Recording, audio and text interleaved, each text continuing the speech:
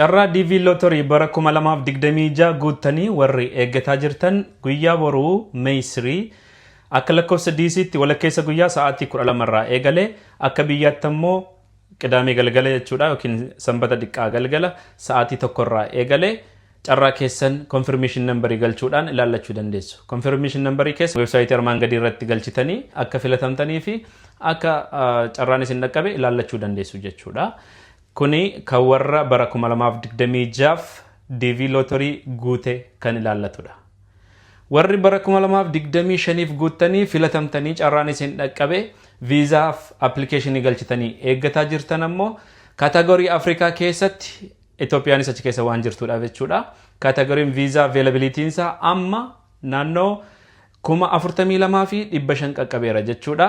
Keez nambariin keessan warri hamma 42,500 gadi jirtan hamma juunitti appilikeeshinii keessan isin deebisu yookiin qaxaroo interview isin qabaatu jechuudha. Kanaafuu carraa keessan emailii keessaniin ilaaluu dandeessu akka viizaa availability isin dhaqqabee jiru yookiin interview qaxaroo akkasini kennamee jiru emailii keessan hordofu hin dagatina.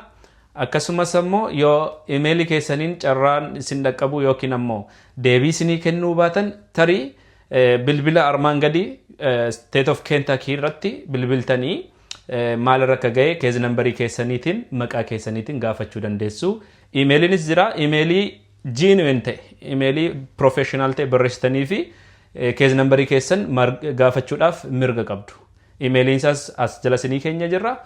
Akkasumas ammoo lakkoofsa bilbilaa kanneen ofiisii dhimma kana raanii godhu ittiin argachuu dandeessan as jala isinii kennee jira jechuudha.